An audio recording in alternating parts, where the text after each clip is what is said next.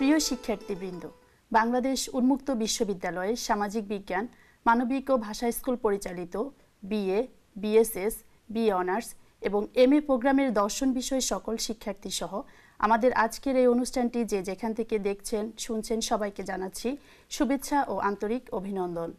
বাংলাদেশ উন্মুক্ত বিশ্ববিদ্যালয়ের সামাজিক বিজ্ঞান, মানবিক ও ভাষা স্কুল থেকে আজকের এই অনুষ্ঠানে আপনাদের সঙ্গে আছি আমি মাকসুদা আক্তার, সহকারী অধ্যাপক দর্শন এবং দর্শন বিষয়ের সম্মানিত শিক্ষক অধ্যাপক জনাব আনিসুর রহমান স্যার।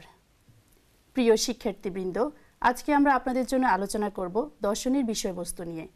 আমাদের আজকের আলোচনাটি থেকে আপনারা জানতে পারবেন দর্শনের বিষয়বস্তুকে কয়টি ভাগে ভাগ করা যায় এবং এই সমস্ত বিভাগ কোন কোন বিষয় নিয়ে আলোচনা করে সেটিও বর্ণনা করতে পারবেন। প্রিয় শিক্ষার্থীবৃন্দ, দর্শন যেসব বিষয় নিয়ে আলোচনা করে তাই আসলে দর্শনের বিষয়বস্তু বা পরিসর। জগৎ, জীবন এবং জ্ঞানের বিষয়ে সাধারণত আমরা যেসব ধারণা বা বিশ্বাস করি তার যৌক্তিকতা এবং মূল্য অবধারণই হচ্ছে দর্শনের কাজ। জীবনের বিভিন্ন ক্ষেত্রে জ্ঞানের সম্ভাবনা, জড়, প্রাণ, মন এবং স্রষ্টার অস্তিত্ব আমরা মেনে নিলেও দার্শনিকরা এ সমস্ত বিষয়ের স্বরূপ নির্ধারণের চেষ্টা করেন। বিচার করে দেখেন যে আসলে আমাদের পক্ষে কতটুকু জানা সম্ভব। জ্ঞানের সত্যতা বা মিথ্যার্থ কিসের উপর নির্ভর করে? প্রাণীর সাথে জড়ের সম্পর্কটা কেমন? স্রষ্টার অস্তিত্ব আছে কি? স্রষ্টার সাথে জীবজগতের সম্পর্কটা কেমন ইত্যাদি। সুতরাং দেখা যাচ্ছে যে দর্শনের আলোচনার বিষয় খুব ব্যাপক এবং এই জন্য কেয়ার্ড বলেন যে মানুষের অভিজ্ঞতার এমন কোনো দিক নেই, সমগ্র বিশ্বসত্তার মধ্যে এমন কিছু নেই যা দর্শনের আওতার বাইরে পড়ে বা দার্শনিক অনুসন্ধান তার দিকে প্রসারিত হয় না। তবে দর্শন তার আলোচনার বিষয়টিকে একটি সামগ্রিক দৃষ্টিকোণ থেকে আলোচনা করেন। সাধারণত দর্শনের বিষয়াবলীকে 3টি ভাগে ভাগ করা যায়, আবার অনেকে মনে করেন যে এটি 5টি ভাগে বিভক্ত। প্রিয় শিক্ষার্থীবৃন্দ, আমরা এখন সম্মানিত শিক্ষকের নিকট থেকে জানবো যে দর্শনের বিষয়বস্তুকে কয়টি ভাগে ভাগ করা যায়। ধন্যবাদ মাকসুদা। আসলে আমরা অনেক সময় এটা অনেকে 3 ভাগে ভাগ করেন, যে দর্শনের বিষয়বস্তুকে 3 ভাগে। যখন 3 ভাগে ভাগ করেন তখন ভাগটা হয় অনেকটা এরকম যে অধিবিদ্যা বা মেটাফিজিক্স, তারপরে আপনার যেটা আমরা বলি জ্ঞানতত্ত্ব বা জ্ঞানবিদ্যা, যেটা কি আমরা বলি এপিস্টেমোলজি ইংরেজিতে, সাধারণ ইংরেজিতে যেটাকে বলা হয় থিওরিজ অফ নলেজ। আর 3 নম্বর যেটা সেটা হচ্ছে এক্সিওলজি অর্থাৎ মূল্যবিদ্যা। এবং তখন এই যে 3 ভাগে ভাগ করা হলো, তখন মূল্যবিদ্যার ভিতরে কিন্তু পড়ে যাবে নীতিবিদ্যা, এথিক্স এবং যুক্তিবিদ্যা, লজিক এবং অ্যাস্থেটিক্স মানে সৌন্দর্যবিদ্যা। ফলে যদি এইভাবে 3 ভাগে ভাগ করা যায়, আবার 5 ভাগে যদি ভাগ করে তখন ওই মূল্যবিদ্যার অন্তর্গত না করে আলাদা আলাদাভাবে, যেমন অধিবিদ্যা একটি, দ্বিতীয় হলো যেমন জ্ঞানতত্ত্ব, তারপরে নীতিবিদ্যা, তারপরে আপনার যুক্তিবিদ্যা এবং সৌন্দর্যবিদ্যা, এই 5 প্রকারে ভাগ করে। এখন বিভিন্নভাবে ভাগ করা যায় এটা। আচ্ছা, এই যে 5টি ভাগের কথা আপনি বলছেন, তাহলে অধিবিদ্যাটা বলতে আসলে আমরা কি বুঝি? আসলে অধিবিদ্যা দর্শন একটি গুরুত্বপূর্ণ শাখা। আসলে প্রতিটি শাখাই গুরুত্বপূর্ণ, তবে দর্শন অধিবিদ্যা অনেক প্রাচীন এবং গুরুত্বপূর্ণ বলা যায়, একটি অন্যতম শাখা। মানে দর্শনের যে শাখায় আপনার মন, জড়, তারপর আপনার দেশ, কাল, ঈশ্বরের স্বরূপ প্রভৃতি বিষয় নিয়ে আলোচনা হয় বা আলোচিত হয়, যে বিষয়গুলো নিয়ে, সেটাকে আমরা বলি অধিবিদ্যা। যেমন হচ্ছে কার্যকারণ তত্ত্ব, সৃষ্টি বিবর্তন, সবকিছু নিয়ে এক্স্যাক্টলি জগতের উৎপত্তি কিভাবে এবং এর লক্ষ্যটা কি, এসব কিছু বিষয়ে আলোচনা হয় অধিবিদ্যার মধ্যে। এবং অধিবিদ্যাকে আমরা আসলে 3টি ভাগে বা 4টি ভাগেও ভাগ করতে পারি। একটি হলো আপনার কসমোলজি, যেটা বলে বিশ্বতত্ত্ব। একটি হলো আপনার সত্যতত্ত্ব বা তত্ত্ববিদ্যা বলা, যেটা বলে অন্টোলজি। আর একটি হলো আপনার ফিলোসফি অফ মাইন্ড। অনেকে ফিলোসফি অফ রিলিজনকে এর মধ্যে ইনক্লুড করে। এখন মনে করেন যে বিশ্বতত্ত্বের মধ্যে কি আলোচনা হয়? বিশ্বতত্ত্বের মধ্যে আলোচনা হয় খুব সংক্ষেপে যদি আমরা বলি, সেটা হলো যে এই যে প্রকৃতির পরিদৃশ্যমান প্রকৃতির যে বিষয়গুলো, যেমন আপনার জড় কি, তারপরে আপনার যেটা বললাম দেশকাল কি, তারপরে সৃষ্টি বিবর্তন, এসব বাহ্যিক কার্যকরণ তত্ত্ব, এসব বাহ্যিক বিষয়টা কি এবং এর স্বরূপ কি ইত্যাকার বিষয় নেই। আসলে অধিবিদ্যা তো যেটা আমাদের মনে রাখা দরকার সহজে, এটা হচ্ছে থিওরি অফ রিয়েলিটি। আসলে মানে সত্তার প্রকৃতিটা কি বা তত্ত্বটা কি। তাহলে দেখা যাচ্ছে বিশ্বতত্ত্বে আপনার প্রকৃতির পরিদৃশ্যমান রূপ নিয়ে আলোচনা করা হচ্ছে। অর্থাৎ বিশ্বজগতের যে উৎপত্তি বা ক্রমবিকাশ, সৃষ্টি, বিবর্তন, এই সমস্ত বিষয় আসলে কসমোলজির বা বিশ্বতত্ত্বের বিষয়, এবং এই জন্য এটাকে অনেক এরা একটা নাম আছে, এই জন্য বলা হয় এটাকে যে ফিলোসফি অফ নেচার, অথবা যেহেতু ওই যে বললাম যে পরিদৃশ্যমান বিষয় নিয়ে, ফলে এটাকে আর একটা নাম আছে ফেনোমেনোলজি, অবভাষিক বিজ্ঞান বা বিদ্যা যাই বলেন। আরেকটি যদি বলি, যেটা আমরা বলছিলাম যে তত্ত্ববিদ্যা বা সত্তাবিদ্যা, অন্টোলজি। আসলে অন্টোজ মানেই হলো সত্তা, আর আপনি জানেন যে অন্টোলজি লগোস থেকে আসছে, লগোস মানে হচ্ছে বিদ্যা। ফলে দেখা যাচ্ছে যে সত্তা সম্পর্কীয় বিদ্যা, এবং এখানে আবার জগতের পরিদৃশ্যমানরা, জগতের প্রকৃত সত্তা কি, যেমন মনে করেন যে জগতের আদি সত্তা কি, তারপরে আদি সত্তা এক না বহু। ফলে এখানে আপনার এই অন্টোলজিতে বা তত্ত্ববিদ্যায় বা সত্তাবিদ্যা যেটি বলেন, এখানে আপনার একত্ববাদ, বহুত্ববাদ, দ্বৈতবাদ এসব বিষয় নিয়ে আলোচনা, জড়বাদ, অধ্যাত্মবাদ এসব বিষয় নিয়ে আলোচনা হয়। আর এর বাইরে ধরেন মনোদর্শনের ক্ষেত্রে মনের স্বরূপ কি, দেহের সাথে মনের সম্পর্ক কি রকম, তারপর ইচ্ছার স্বাধীনতা বলতে আমরা কি বুঝবো, ইচ্ছার স্বাধীনতা আদৌ আছে কিনা, তারপরে আত্মনমরত্ব, এসব বিষয় নিয়ে আমরা দেহ মনের সম্পর্ক, এসবগুলো হলো মনের দর্শনের আলোচ্য বিষয়। আবার যদি এই ধর্মদর্শনের কথা বলেন, তাহলে যে গডের কনসেপ্ট আসলে কি বুঝায়, গডের প্রকৃতি কি, গড সংক্রান্ত যেসব যুক্তি আছে পক্ষে বিপক্ষে, সেগুলো কেমন, ধর্মীয় ভাষার সাথে বৈজ্ঞানিক ভাষার ভিন্নতা কি, এসব বিষয় হলো ধর্মদর্শন আলোচ্য বিষয়। এইগুলো মোটামুটি অধিবিদ্যার আলোচ্য বিষয়। শিক্ষার্থীবৃন্দ, আমরা যেটা দেখলাম যে দর্শনের যে প্রথম যে শাখাটি অধিবিদ্যা, সেখানে আসলে তিনটি বিষয় চলে আসে, যে বিশ্বতত্ত্ব, তত্ত্ববিদ্যা এবং হচ্ছে মনোদর্শন। এছাড়াও ধর্মদর্শনটাকে এটা ইনক্লুডেড করা হয়। আচ্ছা, এখন আমরা জানবো যে সেকেন্ড যে শাখাটা আছে, যে জ্ঞানতত্ত্ব বা এপিস্টিমোলজি বলতে আমরা আসলে কি বুঝি? আসলে এপিস্টিমোলজি, এপিস্টিম মানেই মানে জ্ঞান, ফলে এপিস্টিমোলজি হচ্ছে জ্ঞান সম্পর্কীয় বিদ্যা, যেটাকে আমরা বলি থিওরিজ অফ নলেজ।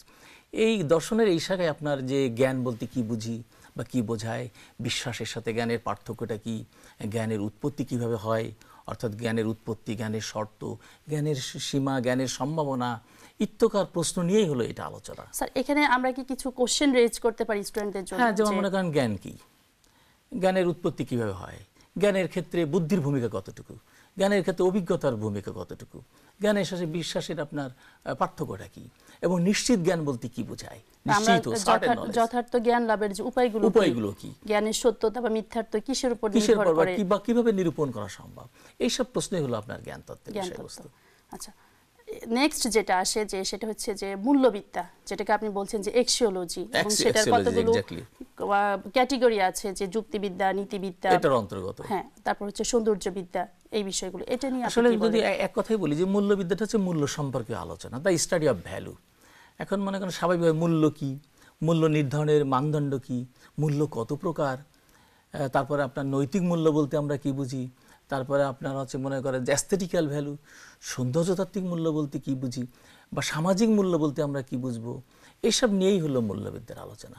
কিন্তু এখানে আপনার কয়েকটা শাখায় ভাগ করা যায়। যেমন যদি মোরাল ভ্যালু নিয়ে আলোচনা হয়, নৈতিক মূল্য, যে নৈতিকভাবে কোনটি ভালো, এবং মানুষের জীবনের নৈতিক লক্ষ্যটা কি, এবং কোন কাজকে আমরা বলো মোরালি গুড, রাইট বা মোরালি গুড, এইসব আলোচনা নিয়ে হয় নীতিবিদ্যা। অর্থাৎ স্যার, নীতিবিদ্যার ক্ষেত্রে আসলে ভালো মন্দ, সমাজস্থ মানুষের ভালো মন্দ, তাদের যে কর্মকাণ্ড বা ইচ্ছা, সেগুলো কতটা নৈতিক, সেই প্রশ্নটা হলো নীতিবিদ্যার আলোচ্য বিষয়। আর সৌন্দর্যবিদ্যার ক্ষেত্রে যেটা হলো যে আমরা যেটা শিল্পের ক্ষেত্রে বা আমাদের যে সৌন্দর্য সম্পর্কে অভিজ্ঞতা আছে, সেখানে আসলে আমরা সৌন্দর্য বলতে কি বুঝি, সৌন্দর্য আসলে কাকে বলে, সৌন্দর্য নিরূপণের মানদণ্ড কি, সৌন্দর্য কি আপেক্ষিক কিনা, এক্স্যাক্টলি আপেক্ষিক কিনা, অথবা সৌন্দর্য কি ব্যক্তিভিত্তিক নাকি বিষয়ভিত্তিক, অথবা সৌন্দর্যের সাথে আপনার মনে করেন যে শুভ বা গুডনেসের কি রিলেশন, এইসব প্রশ্ন হলো আপনার সৌন্দর্যবিদ্যার বিষয়। এখন আরেকটি বিষয় থেকে যুক্তিবিদ্যা। অনেকে যুক্তিবিদ্যা যেহেতু সত্য নিয়ে আলোচনা করে, সত্যের প্রকৃতি, এটাকে মূল্যবিদ্যার অন্তর্গত করে, কিন্তু অনেকে এটাকে আলাদা করেও দেখে। আলাদা করে দেখার যুক্তিটা কি, যে যুক্তিবিদ্যা দর্শনের একটি অন্যতম শাখা, কিন্তু এটি কিন্তু আসলে একটা টুল, হাতিয়ার।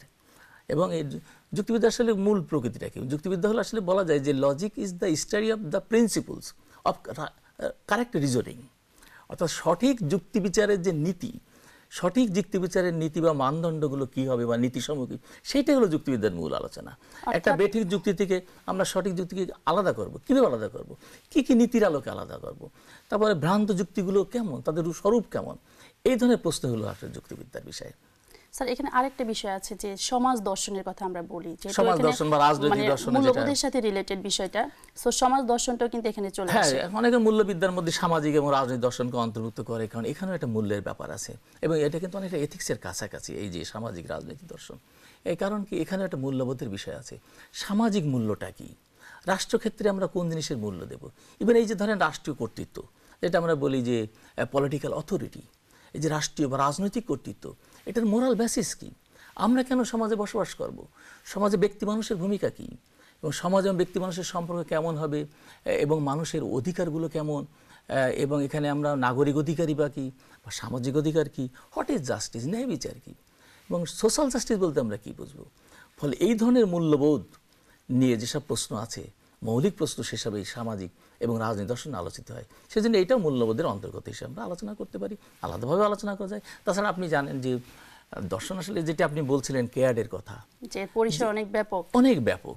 ফলে যে কোনো বিষয়ের মৌলিক যদি কোনো বিষয় নিয়ে প্রশ্ন তোলা হয়, তাহলে কিন্তু সেটা দর্শনের অন্তর্গত হয়ে যায়। যেমন মনে করেন যে শিক্ষার লক্ষ্য কি, শিক্ষার মূল্যবোধের সাথে শিক্ষায় কোনো মূল্যবোধের বিষয় আছে কিনা, এবং শিক্ষার সাথে আসলে জীবনের কি সম্পর্ক। এটা গভীরতর প্রশ্ন যদি তোলেন শিক্ষা নিয়ে, তাহলে হবে ফিলোসফি এডুকেশন। আপনি মেডিসিন নিয়ে যদি প্রশ্ন তোলেন, তাহলে ফিলোসফি মেডিসিন। বায়োলজি নিয়ে যদি এরকম খুব ক্রিটিক্যাল, খুবই ফান্ডামেন্টাল কোশ্চেন তোলেন, তাহলে সেটা হবে ফিলোসফি অফ বায়োলজি। ফলে এইভাবে ফিলোসফি অফ মেডিসিন বলেন, ফিলোসফি অফ বায়োলজি বলেন, philosophy of physics, philosophy of mathematics, philosophy of economics, philosophy of history, এগুলো চলে আসে। স্যার এখানে আসলে একটা বিষয়ভিত্তিক যে দর্শন চর্চা, সেটা এখানে চলে আসে। অর্থাৎ কোনো নির্দিষ্ট বিষয় নিয়ে যদি দার্শনিক আলোচনা করেন, তাহলে ওই বিষয়ের দর্শন একটা শাখা তৈরি হবে। স্যার আরেকটা বিষয় আপনার কাছে জানতে চাই, এই যে আপনি এক্সিওলজির ক্ষেত্রে বিভিন্ন ডিভিশনগুলোর কথা বলেছেন, যেমন লজিক, তারপর হচ্ছে এথিক্স, অ্যাস্থেটিক্স, তো এগুলোর কোনো ভাগ আছে কিনা? এগুলো এক্স্যাক্টলি, এগুলোর অনেক ভাগ আছে। যেমন আমরা মেটাফিজিক্সের কথা বলছিলাম, যে আপনি যেটা বললাম যে বিশ্বতত্ত্ব, সত্তাতত্ত্ব, মনোদর্শন। আপনি মনে করেন যে আপনার এথিক্সের কথা যদি বলেন, তাহলে আপনার আদর্শনিষ্ঠ নীতিবিদ্যা আছে, তারপরে আপনার পরাণ নীতিবিদ্যা বা অধিনীতিবিদ্যা যেটা বলে মেটা এথিক্স আছে, তারপরে প্রায়োগিক নীতিবিদ্যা যেটা অ্যাপ্লাইড এথিক্স আছে। ফলে অসংখ্য ভাগ আছে। আবার মানে প্রত্যেকটি লজিকের কথাই ধরেন, লজিকের মধ্যে যদি ভাগ করেন, তাহলে গতানুগতিক যুক্তিবিদ্যা যেটি আমরা বলি, ট্র্যাডিশনাল লজিক, তারপরে আপনার সিম্বলিক লজিক যেটা আমরা প্রতীকী যুক্তিবিদ্যা বলি, বা ম্যাথমেটিক্যাল লজিক, গাণিতিক যুক্তিবিদ্যা। এছাড়া আবার মনে করেন যে প্রায়োগিক যুক্তিবিদ্যা আছে, অ্যাপ্লাইড লজিক। এইভাবে প্রত্যেকটি শাখার আবার উপশাখা আছে। ফিলোসফিক্যাল লজিকও কিন্তু আছে। ফিলোসফিক্যাল লজিক আছে। শিক্ষার্থীবৃন্দ, আজকে আমরা যেটা জানলাম যে দর্শনের বিষয়বস্তু নিয়ে, আমরা দেখলাম যে প্রধানত 3টি ভাগে, আবার কারো কারো মতে 5টি ভাগেও দর্শনের বিষয়বস্তুকে ভাগ করা যায়।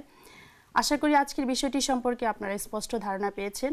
আমাদের আজকের এই বিষয়টি সম্পর্কে আরও বিস্তারিত জানার জন্য আপনারা আমাদের সাথেও যোগাযোগ করতে পারেন। আমাদের সাথে যোগাযোগের ঠিকানা ডিন অথবা সভাপতি, দর্শন বিষয়ক পাঠ্যক্রম কমিটি, সামাজিক বিজ্ঞান, মানবিক ও ভাষা স্কুল, বাংলাদেশ উন্মুক্ত বিশ্ববিদ্যালয়, গাজীপুর 1705। পরবর্তী অনুষ্ঠানে আবার কথা হবে। সবাই ভালো থাকুন, সুস্থ থাকুন। সবাইকে ধন্যবাদ।